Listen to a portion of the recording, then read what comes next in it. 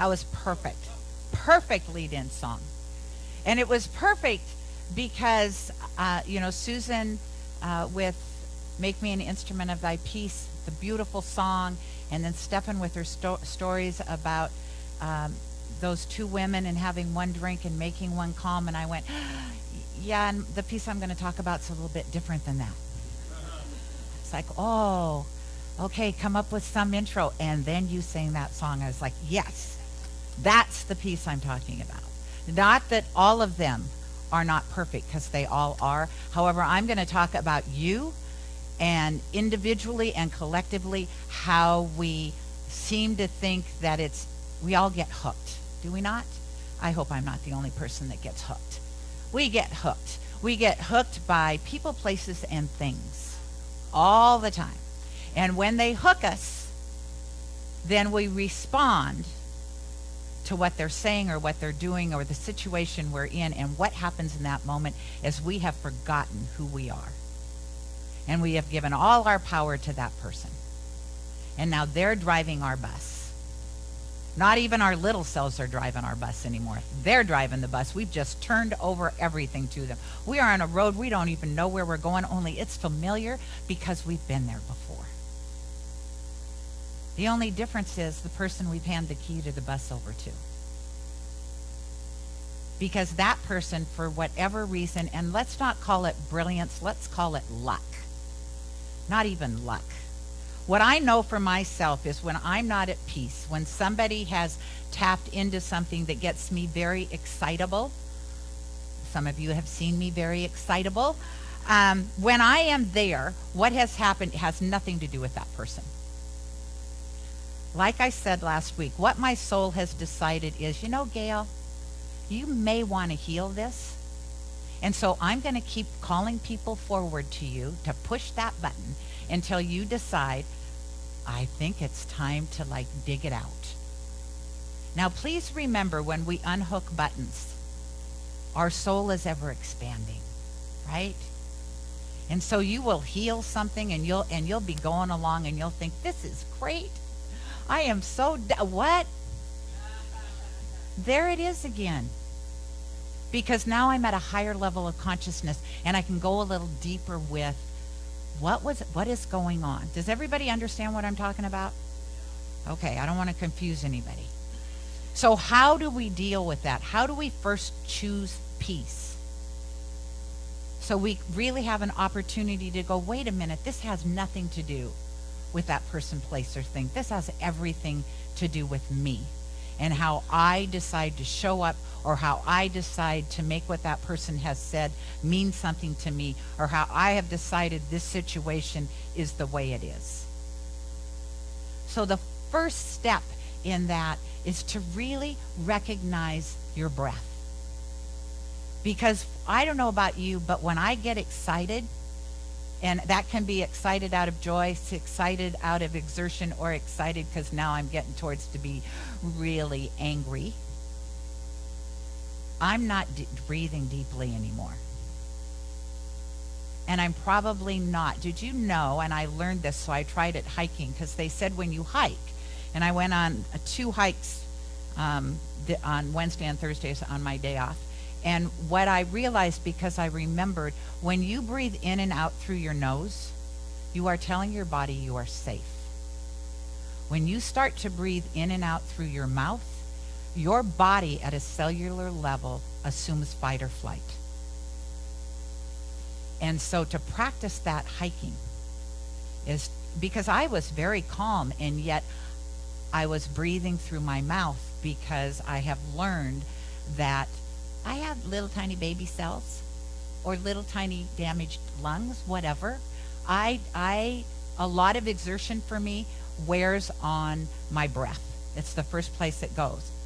I can hike for days. I've done 26 miles. But what happens is my breath.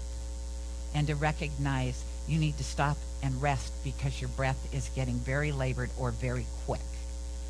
And it's the same feeling when somebody has said something that upsets me. The first thing that goes is my breath. And I can feel it in my body. I can feel myself go from, oh, have a nice day, to what? Right?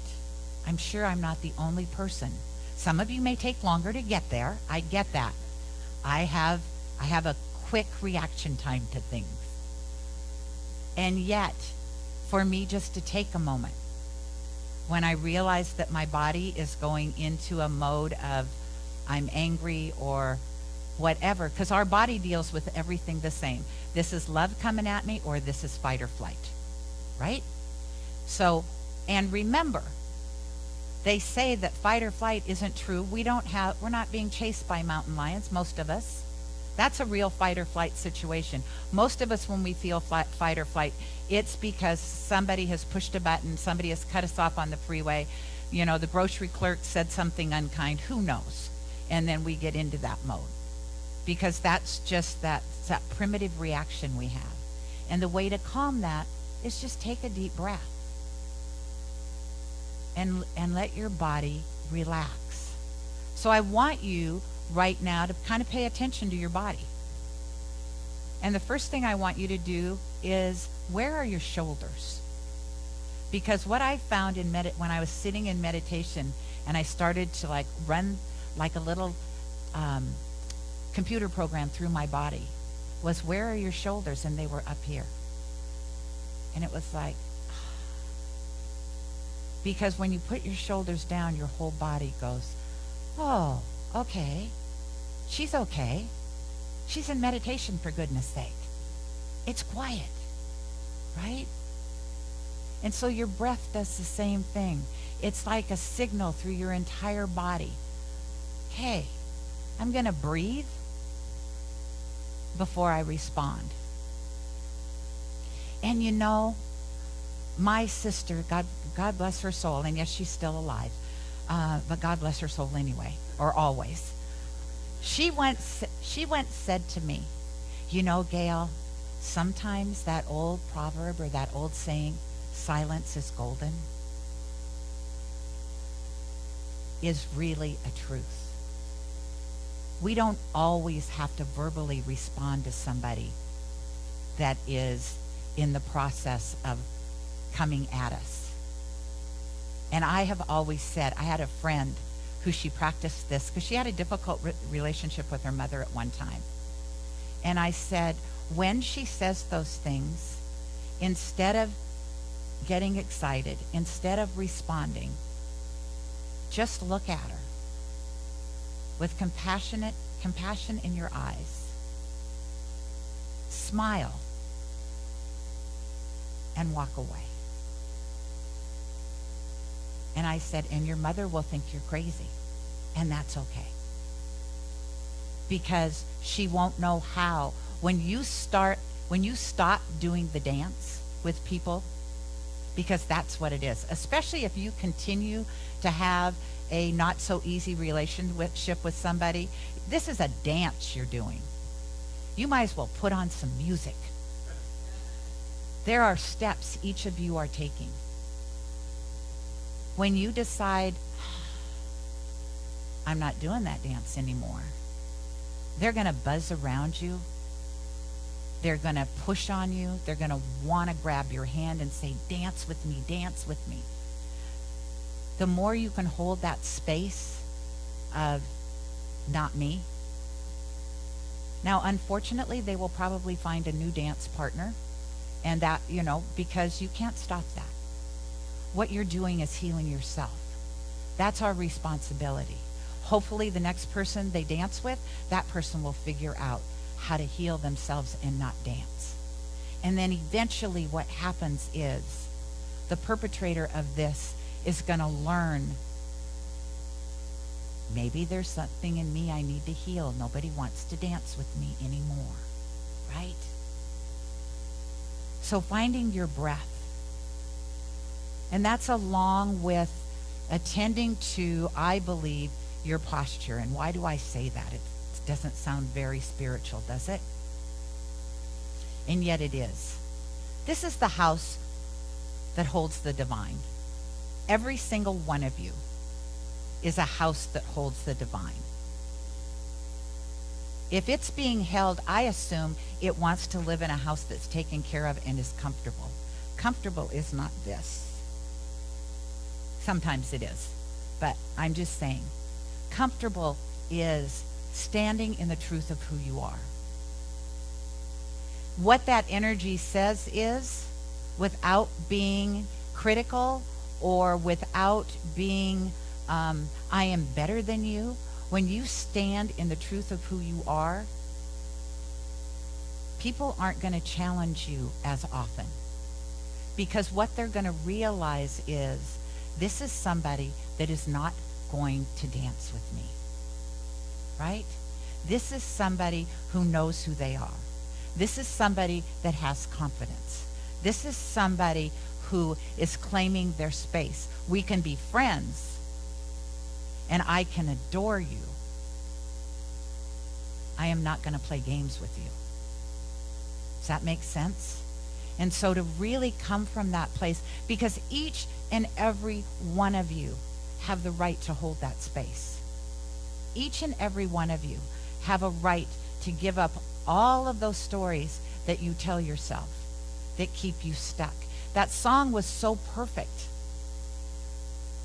And I know that when you are in the midst of something that is not what you would say loving, whatever that looked like for you, whether it's financial difficulty, whether it's relationship difficulty, whether it's job difficulty, when you are in the midst of it, it is difficult to realize,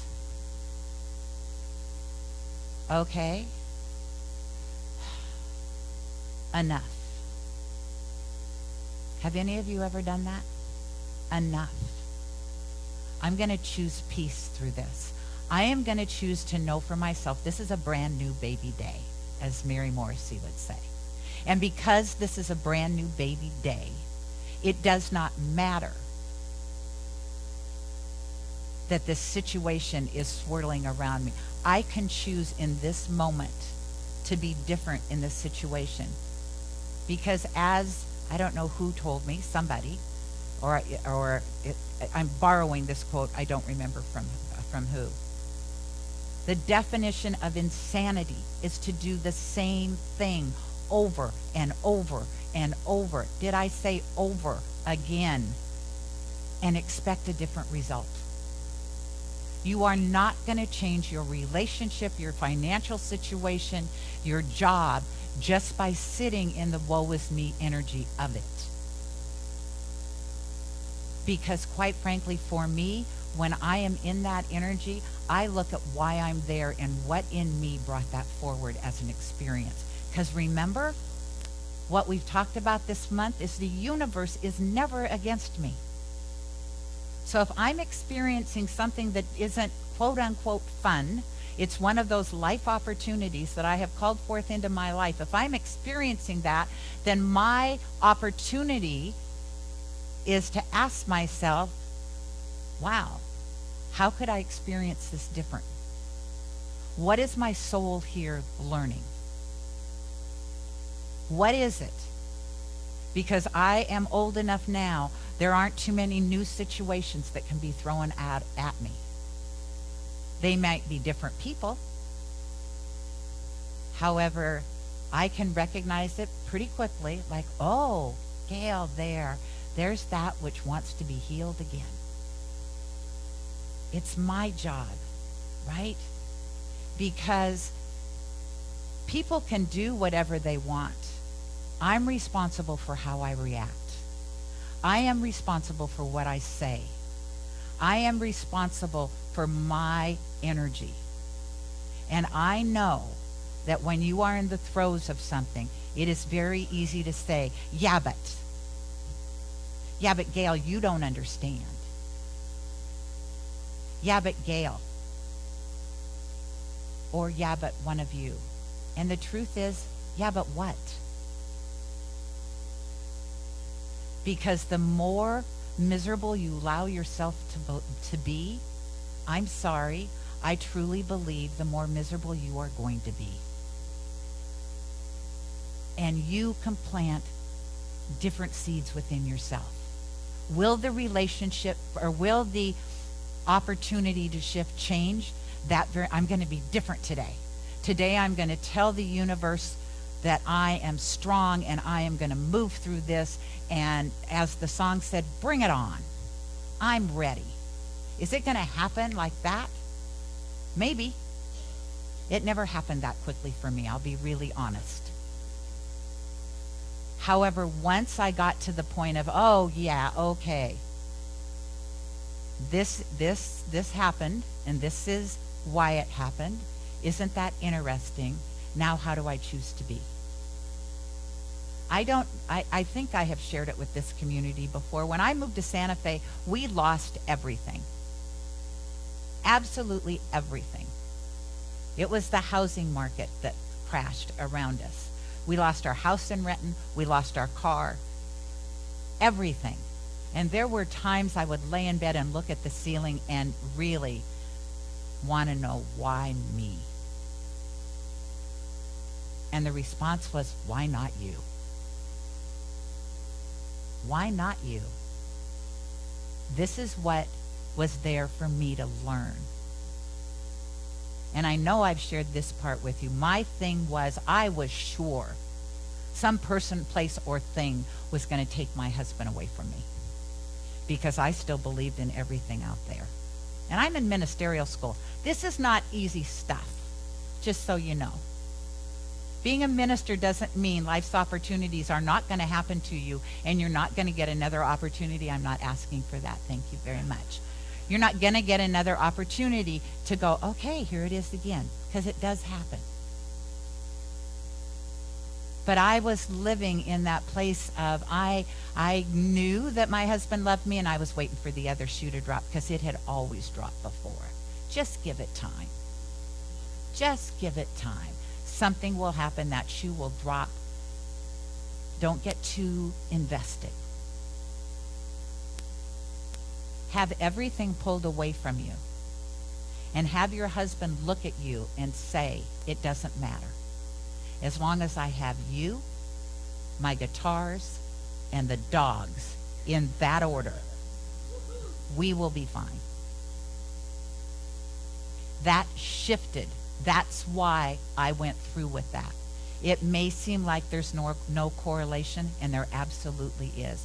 I know for a fact that is why I went through that. Because if I hadn't gone through that, I never would have known at a cellular level how deeply my husband truly loved me, because I didn't believe it. It wasn't about him. His love didn't change. He always felt that way. It was my demons. It was my conversations in my head. And so that's why I know this works. He didn't change.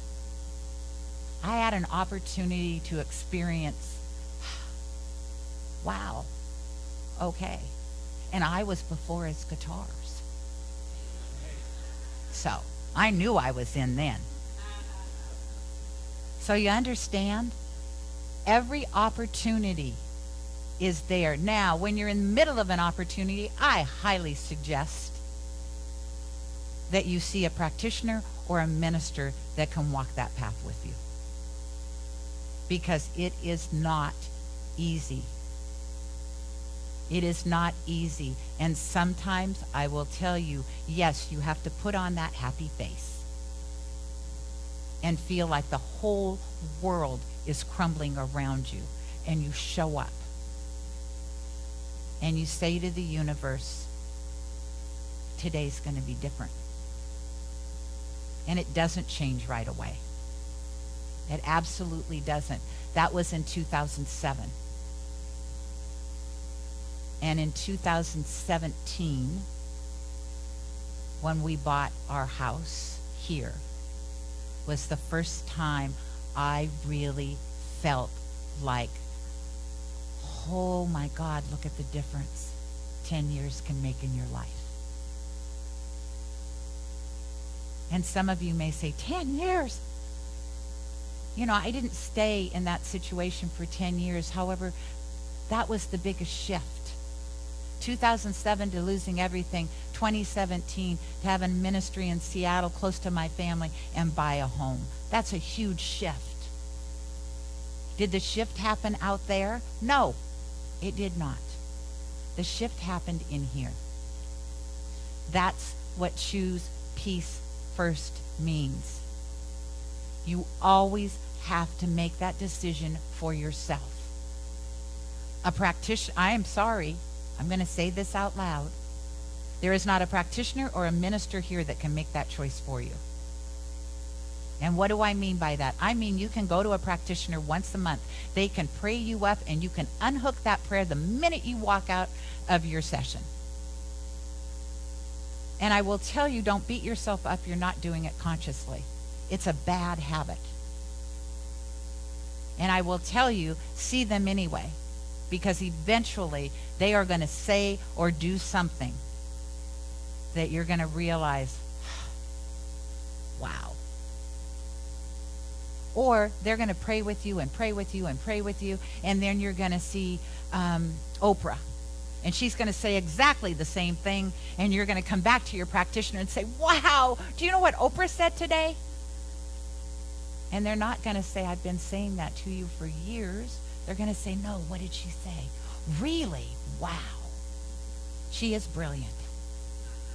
You're going to hear it when you need to hear it and you're going to hear it from the person you need to hear it from. And I will tell you, as practitioners and ministers, we always hope that we're carrying that message to you, and it doesn't matter.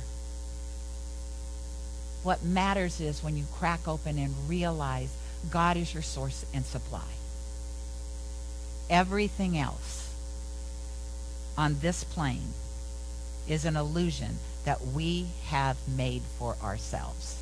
We make it as difficult and as easy as we want it to be by what we keep telling ourselves over and over and over again.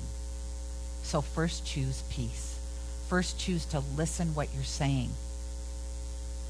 You don't have to lie. Just be conscious of what you're saying.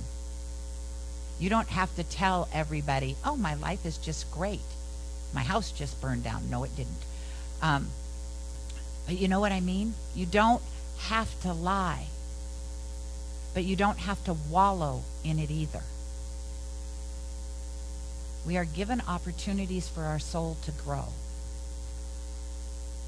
So one of the lessons, or one of the opportunities to shifting you this, and I want to share this story because I thought it was really funny when I heard it, is sometimes you just want to apply humor. How many of you been to the airport and your flight's been canceled? How many of you had an opportunity, or you are that person that kind of loses it because something very important is happening at the other end, and obviously the airline doesn't know that, or they wouldn't have canceled your flight, because if they canceled your flight, it must be all about you, right? 350 people on the plane with you, they canceled it because they knew you were on the plane. So this is I think was in a newspaper article, and this man walks up to the United Airlines desk and says to the young receptionist there, "Do you know who I am?" And I loved her response. She got on the loudspeaker. Excuse me, we have a person from flight 385. He doesn't seem to know who he is. If anybody could help him find his identity, it would be greatly appreciated by United Airlines." His next response wasn't kind either, and she said, you'll have to wait in line for that too.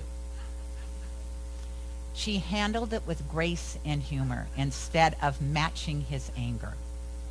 Right? Now, so you have to be careful when you use humor, because sometimes it's just gonna, billows on a fire. And sometimes it breaks the energy. Right? When police go to a domestic violence scene, a lot of times they don't show up as police. They will show up and knock and say they're pizza delivery. Why? It breaks the energy. If there's domestic violence going on and somebody knocks on the door and they say we're the police, that's going to ignite more anger. Whoever gets mad at pizza delivery? So just imagine every situation you are in. Just imagine for a moment. I know it's not easy.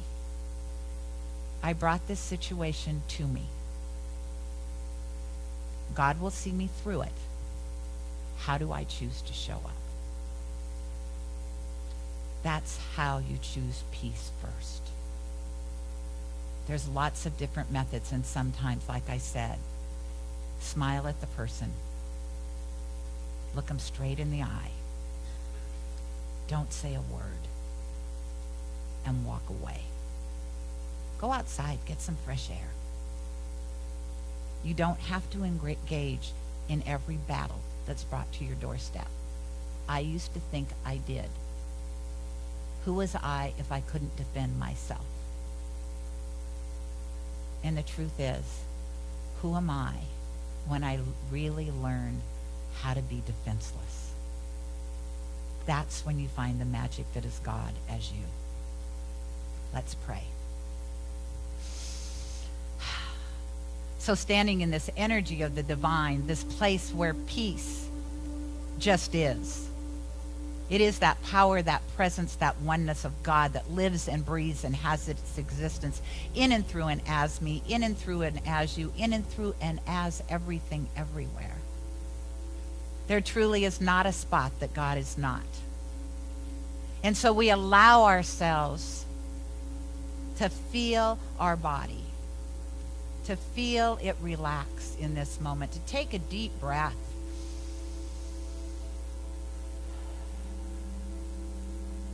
And as we breathe out, allow the body just to be fully supported by the chair it's sitting on. The chair doesn't need your help supporting you. It knows what its job is. And so I allow that truth, that I am God in form and so are you, to be the call of peace this day. To allow myself to truly settle into the knowingness that the universe adores me and adores you.